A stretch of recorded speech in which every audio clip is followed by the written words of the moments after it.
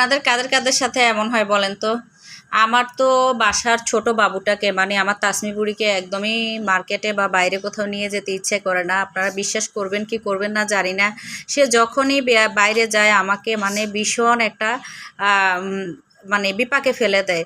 তো hello viewers, আসসালামু আলাইকুম, welcome back to Tasmis mom BD. আশা করি যে যেখান থেকে আমার ভিডিওটি দেখছেন সবাই অনেক অনেক ভালো আছেন। তো আজকে আপনাদের সাথে যখন ভিডিওটা শেয়ার করছি তখন রাত হচ্ছে প্রায় অলমোস্ট 11টা। তো হঠাৎ একটু মাথায় আসলো যে একটু আমার বর্তমানে ফেস করা সময়টুকু ক্যামেরাবন্দি করে রাখি, আমার তাসমি বুড়ি যদি কখনো বড় হয় সে এটা দেখে স্মৃতিচারণ করতে পারবে। তো আজকে গিয়েছিলাম একটু বাইরে। আমি ইউজুয়ালি রোজার মাসে মার্কেটে যাই না, কারণ আমার কাছে ভালো লাগে না।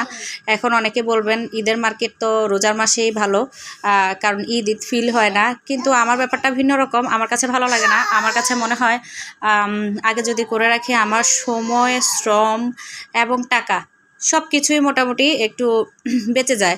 শুধু বাকি থাকে আপনাদের ভাইয়া আর আরাফের পাঞ্জাবি আর জুতো, এই দুটো জিনিস ছাড়া আমি বাকি যা কিছু থাকে সব কিছুই কিনে নেই। তো আজকে গিয়েছিলাম একটু বাইরে আমরা সবাই মিলে। তো তাসমি বুড়িকে ইউজুয়ালি নিয়ে যায় না, কারণ যখনই নিয়ে যায় তখনই হচ্ছে সে অনেকগুলো টাকা খরচ করায় আমার। তো আজকে তাকে বললাম যে তুমি তোমার আপুর বাসায় থাকো না, সে যাবেই যাবে। তো সে আমাকে প্রমিস করেছে আজকে সে কিছুই কিনবে না। যাওয়ার আগে সে অনেকবার বলেছে মাম্মি আজকে কিছুই কিনবো না, আজকে কোনো খেলনা কিনবো না, কোনো জামা কিনবো না, কোনো কিছুই কিনবো না, আজকে আমি শুধু এভাবেই যাব, শুধু একটা জুস খাবো। ওকে ফাইন, ওর কথা মতো ওকে নিয়ে গেলাম। তো তালহা আবার আমাকে বলছিল যে বড়াম্মু আপনি একটু কষ্ট করে ভিডিও করে রাখেন, কারণ সে তো এই কথায় থাকবে না। আমি ভাবলাম না, আজকে যেহেতু প্রথমবার আমার মনে হয় সে তার কথাটুকুন ঠিকঠাক মতোই রাখবে। কিন্তু পরে শেষে সে কী করলো সেটাই আপনাদের সাথে শেয়ার করছি। যখন প্রথম দোকানে গেলাম আরাব বাবুর জন্য জুতা কিনলাম, জুতা কেনার পরে সে কোনো এক দোকানে, কসমেটিক্স দোকানে সে খেলনা দেখেছিল। আর এই খেলনা দেখার পরে সে শুরু করলো খেলনা কিনবো, খেলনা কিনবো, এই খেলনা কিনবো, খেলনা কিনবো স্লোগান তার মানে চলছিলই। আরাফের জুতো কিনলাম, তারপরে হচ্ছে পাঞ্জাবি কিনলাম, দেন হচ্ছে আরাফ আর তালহার জন্য একটু প্যান্টের কাপড় কিনলাম, বাসায় পরার প্যান্টগুলো। তো এখন এত কিছু করার পরে যখন আমরা রিক্সা নিয়ে চলে আসব তখনও তার মনে ছিল যে খেলনা কিনা হয়নি। তা আমি ভাবলাম একটা বেলুন কিনে দেই, বেলুনটা পেলে হয়তো সে অনেক খুশি হয়ে যাবে। না, সে আজকে বেলুনও নিবে না, সে খেলনা নিবে। আর যে খেলনাগুলো সে কিনেছে আপনাদেরকে বোঝাতে পারবো না। আমার বড় একটা বালতির মধ্যে এক বালতি হয়েছে বিউটি সেট, ডক্টর সেট, তারপর ডলস হাউস, এরকম এরকম অনেকগুলো নাম আছে। সে কিনতে কিনতে মানে মোটামুটি আর কোনো কিছুই কিনা বাকি নেই। তো আজকে সে কি কিনেছে একটু শোনেন।